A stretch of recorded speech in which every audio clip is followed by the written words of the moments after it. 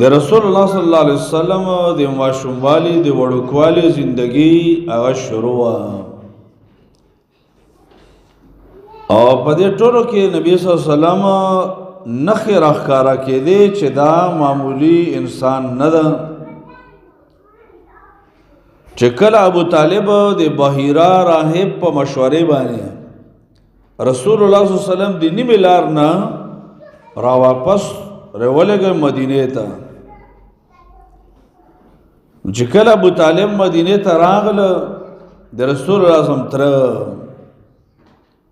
نو دې دوران کې مکې ته یو خيار سړی راغله قیافدان به وته ویل لکه نن سبداور کې ماهر نفسیات چې چاته ویل شي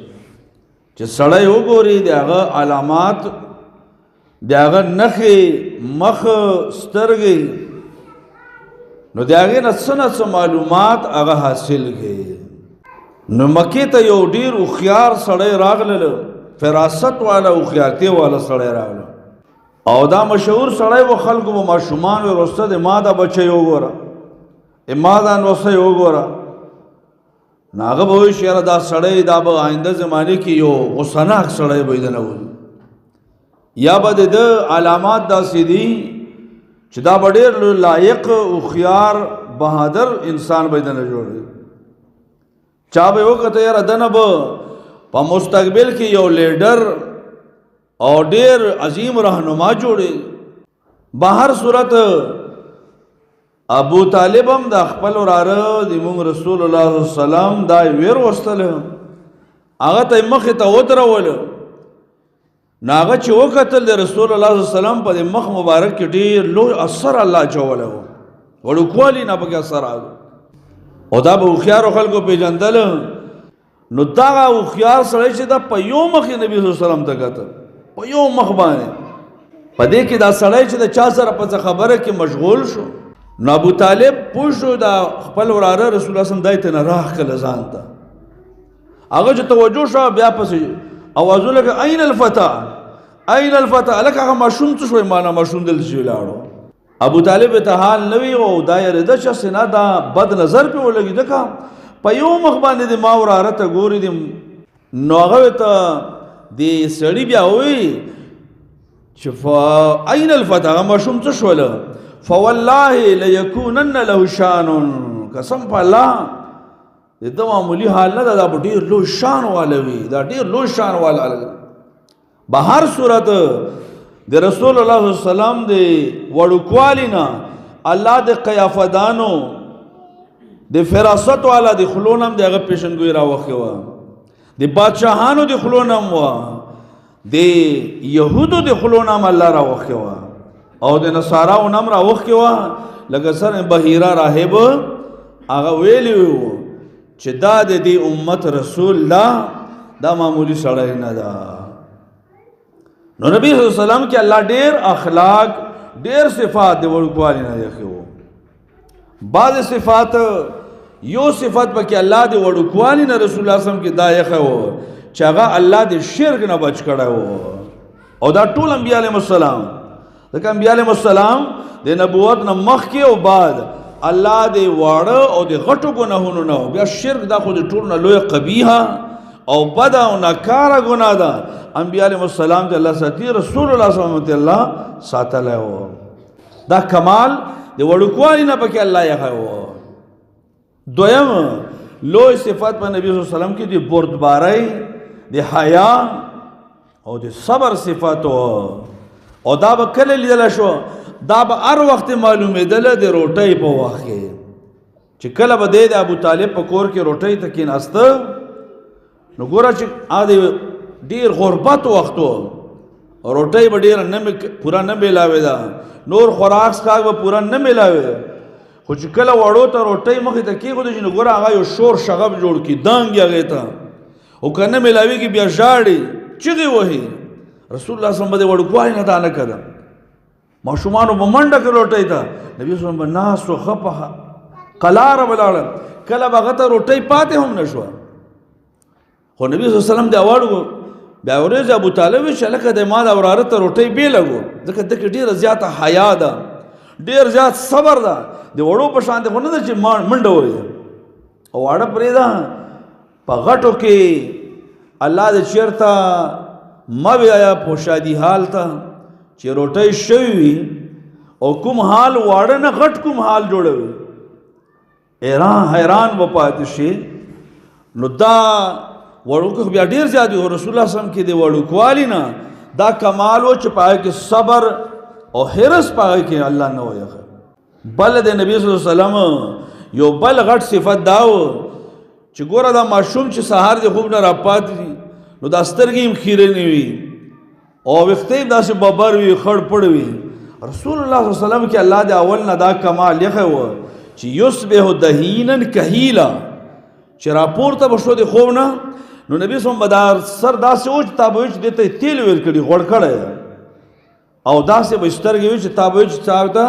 سترګو کې رانجا اچولي یصبح دهینا کهیلا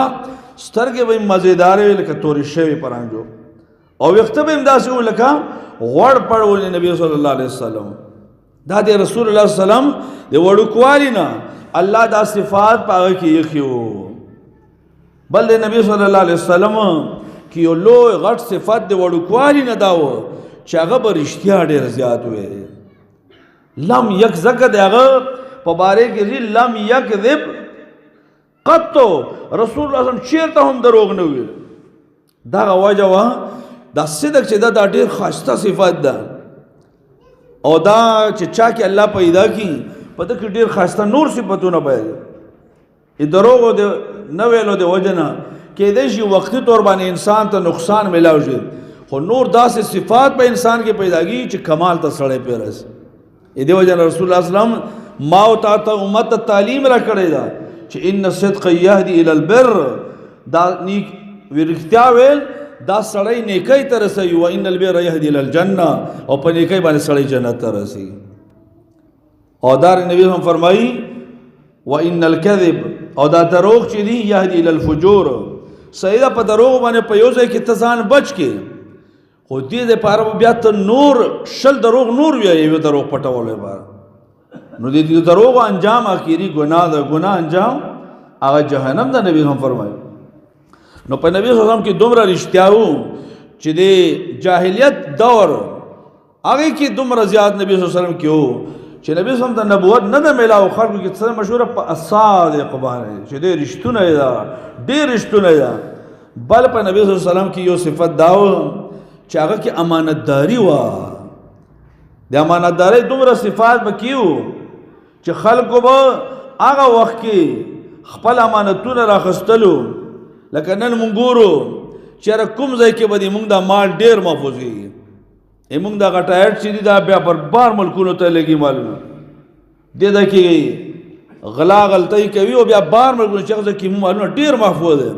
کافرو د ټولو نه محفوظ ځای هغه د رسول الله صلی الله علیه وسلم ذات ګڼم چې د سره کوم شی کې دی هغه امانت وي او امانت ګوره صرف دا نه ده ورونو چې صرف یو مال چا راوړ نه یو خبره تا سره چا کېښوده یو ذمهواري یو عهده چا ته درګه تا ته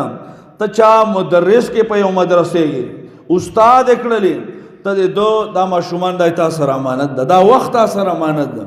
په نبي صلی الله علیه وسلم کې امانتداري ډېره زیاته وه او په هغه کې نبي صلی الله علیه وسلم الله رب العالمین دومره مقام در رسولو چې مکې والا به هغه ته الامین وی ډېر امانتدار د رسول الله صلی الله علیه وسلم یو کمال د وړوکوالي نه دا و چې الله د هغه حفاظت کړی و د څه نه هغه د جاهلیت د رسمونو نه د ګناه د کارونو نه نبی هم فرمایي چې ما چې ته قصد هم نه ده کړی ابو نعیم دلائل النبوت کې لیکلی او مجمع الزوائد کې امام حیثمی لیکلی چې رسول الله صلی الله علیه وسلم دوه کارته اراده کړې وه هم الله حفاظت کړی و یو کارته نبی صلی الله علیه وسلم دا د 12 کالو ده او دې دوران کې ګډې بېزې به نبي صلی الله علیه وسلم سره ولې د سره چې کوم ملګری و هغه ته وویل چېرې ته دا د ما د ګډو بېزو خیال کوه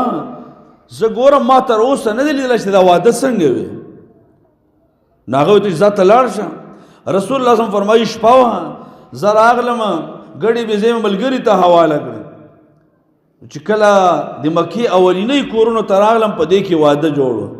نو هغه د شپېلو اوازونه او درز دروزو د سرود د ټانګ ټکور هغه اواز چې راغله نبي هم فرمایي څنګه زه هغې ته راغلم الله رب العالمین په ما باندې خوب راوست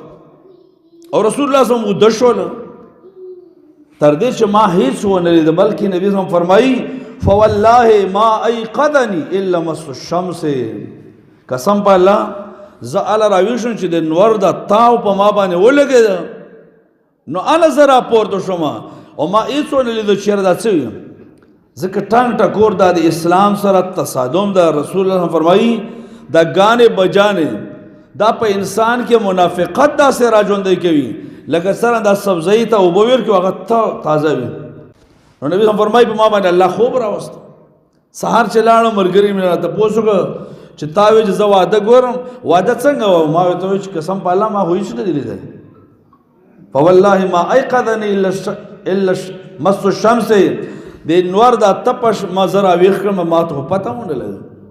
رسول الله فرمایي په دویم کره بیا واده را جوړو نو ما زه راغلم بیا ملګري نه اجازت وغوښته چې راغلم تپوس مې وکړه دا څه شي اوازونه دي هغه دا د فلانکي او د فلانکۍ واده ده نو زه راغلم چې وګورم نبي هم فرمایي سره راورسېدم الله په ما باندې بیا خوب راوسته او رسول الله فرمایي زه اوده وم تر دې چې سهار په نور باندې الله رب رسول الله فرمایي دینه بعد بیا ما تر دې چې الله ما ته نبوت اعزاز راکړ تر دغه پورې بیا ما چېرته اراده هم نه ده کړې الله داسې بچ وساتل یو د رسول الله صلی الله علیه وسلم مخکې عربو کې دا یو عاده و الثمر بعد العشاء ماسخوتن مونځ به چې وشول نو بیا به خپل خلکو ګپونه شروع قصې به یې شروع کړلې دا د اسلام کې ناخوښه عمل نبي صلی الله علیه وسلم دې نه منع کړې ده مسلمان ته پکار دا ده چې کله دی ماسخوتن مونځ وکړي نو یو خدا چې میلمه راغلی وي د هغه حق ده خپله بیبي ده هغه تا باندې حق لري د هغې سره خبرې کول ادا تا باندې حق شته یا د مسلمانانو یو اجتماعي د خیر ښېګړې کار هغې دپاره کښېني هغه خیر ده یو سړی درس و تدریس کوي دین بیانوي صحیح ده خیر ده خو نه چې هسې راځو چې کینو اجره کې کینو پلانکي ځای کې کینو او ګپونه شروع کړي او بیا نن نو دور نوجوانان موبایل کولاو کې او گیمونه او دا نخرې پې کوي دا په اسلام کې ناخوښه کار ده الله دا د کافرو خوی و هغوی نه دغه سر منتقل کېده دا کیسې به هغوی د ماسخوتن نه بعد اچول رسول الله فرمایي ما یو کرته اراده وکړه چې یاره زم دا کیسې واورم چې دا خلک څنګه کیسې کوي نو نبی هم فرمایي چې کله زه راغلم او کیسه گو چې دا خپله کیسه شروع کړې نه وه چې الله په ما باندې خوب راوسته او رسول الله هم فرمایي دغسې زه اوده شوم یو ټکی ما ونه اورېدل الله په دې سوره مؤمنون کې کافرو ته په دې باندې رټنه ور کړې ده الله رب العالمین فرمایي مستکبرین به سامرا تهجرون الله فرمایي تاسو په دې قرآن نه لوی کول قرآن پرېږدو یا په دې باندې ځان غټ ګڼو سامرن کیسې بیانو کیسې اچو تهجرون قرآن مو پرېښی ده او دا کیسه فضول ګپونه دا کوئ نو نبی هم فرمایي چې هغه یو ټکی ما ونه اورېده دا د الله حفاظت و ځکه هغه ته الله یو لوی منصب غټ منصب الله ورکول نو الله رب العالمین د وړوکوالي نه د هغه حفاظت کړی و بل یو غټ صفت په رسول الله صلی الله علیه وسلم کې د وړوکوالي نه د حیا صفت و رسول الله صلی الله علیه وسلم انتهایی حیاناک و انس رضی الله عنه هغه فرمایي نبی صلی الله علیه وسلم دومره حیاناک و کان اشد حیاء من العذراء فی خدرها رسول الله صلی الله علیه وسلم حیا تشبیه انس رضی الله چا سره کوي من العذراء فی خدرها یو پیغله جینۍ شوي دا د حیا د دور خبرې دي دا د ټیک ټاک د دور خبرې نه دي دی ویډیو کال د دور خبرې دي نت دا هغه دور خبرې دي چې کله به یو جینۍ چې دا هغه پیغله شوه نو په هغې کې به دومره حیا راتله خضر به یې ځان ته جوړ خضر دې ته ویلی شي یو څمڅه غونې یو کوټنۍ شانته به جوړه کړه د خپلو محارمو نه د خپل پلار نه ورور نه دې نه به یې لږه څنډه کوه اکثر په هغې کې ناسته وه داسې مخې ته به ډېره نه راتلله ځکه حیا ډېره زیاته وه نو د پیغلې حیا دا د رسول الله وسلم په تشبیه کې انس رضی الله ورکړي او فرمایي اشد رسول الله وسلم د هغې نه هم زیات و لکه یو پیغلې جنۍ کې څومره حیا به وه هغې نه زیاته حیا د رسول الله وسلم په ذات مبارک کې الله رب العالمین یخې وه انتهایی حیاناک ډېر زیات حیاناک تر دې چې نبی صلی الله علیه وسلم به کله چاته رټنه ورکوه نو په منبر باندې به یې د هغه نوم نه اخسته بلکې وی ما بالو اقوام د دې خلکو څه حال خلکو حال به وي د چا نوم هغه به نبی صلی الله علیه وسلم په منبر باندې نه یادوله د حیا د وجه نه بس هغه به پوه شو یاره ما کې دا کار بل د نبی صلی الله علیه وسلم کې د خلکو خیرخواهي او د منلو صفات الله د اول نه الله رب العالمین اچولو حدیث کې دی یو کرت یو زنانه راغله نبی صلی الله علیه وسلم سره صحابه کرام نازي هغه ته یا رسول الله صلی الله علیه وسلم زه تا ته یو خبره کول غواړم خو دلته زه نشم کولی د حیا د وجې نه زه شرمېږم په هغې باندې یا رسول الله صلی الله علیه وسلم ما ته د کوڅې ته بار شه نبی صلی الله علیه وسلم دا نه وی چې زه خو سید الاولین والآخرین یم زه خلیفه یم بادشاه یم د تمام انبیاء و سردار یم بس که دې دې کې کولی شو که بار د تا سره نه حدیث کې دی نبی صلی الله علیه وسلم ته فرمایل یا ام فلان ای سکک شئت اے د فلان کی مورې ته کومه یو کوڅه خوښوې چې هغې ته زه تا سره لاړ شم حتی اقضي حاجتک تر دې چې تا کوم حاجت ده ته څه ویل غواړې چې هغه زه پوره کړم هغه ما ته ووایي نبي صلی الله علیه وسلم کې دومره زیات د منلو هغه جذبه وه که یو انس رضی الله فرمایي مدینې کې یو وینځه به راغله ګوره وینځه هغه ښځه به وه چې هغه به معاشرې کې څه اهمیت د هغې نه و څه مقام و قد به د هغې نه وکړه په پیسو باندې به خرڅېدله خو دا وینځه به راغله نبی صلی الله علیه وسلم به یې لاس نه ونیو یا رسول الله صلی الله علیه وسلم ما په پلانکۍ کوڅې کې کاره رسول الله صلی الله علیه وسلم به یې لاس نه نیولی و او دومره زیات حیا دومره زیات منونکی و نبی صلی الله علیه وسلم چې دا به یې نه وي چې ته یو معمولي وینځه یو څو ټکو والی وینځه او ته د تمامو انبیاو سردار هغه د لاس نه نسې ځان سره یې بول نه نبی صلی الله علیه وسلم ډېر زیات تواضع والا عاجزۍ والا په هغه کې عاجزي وه چې د چا کار به نبی صلی الله علیه وسلم پوره کولی شو رسول الله صلی الله علیه وسلم کې الله دا صفت د اول نه یخی و رسول الله صلی الله علیه وسلم به د هغه سره روان شو نو دې ښځې ته نبي صلی الله علیه وسلم وفرمایل چې ته کومه کوڅه خوښوې کومې کوڅې ته ما بوتلل غواړې تا پکې کار ده چې کار حاجت دې زه پوره کوم نو رسول الله صلی الله علیه وسلم کې الله ډېر صفات یو کرته د عایشه مور نه چا تپوس وکړه چې مورې د رسول الله صلی الله علیه وسلم اخلاق څنګه وو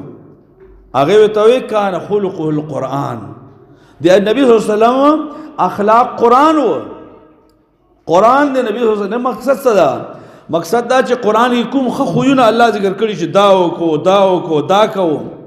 هغه ټول په نبي صلی الله علیه وسلم کې راجمع وو ټول د نبي صلی الله علیه وسلم لکه قرآن ته ګوره او د رسول الله صلی الله علیه وسلم اخلاق همدغه نه علامه اقبال تعبیر کړی ده یہ راز کسی کو نہیں معلوم کہ مومن قاری نظر آتا ہے حقیقت میں ہے قرآن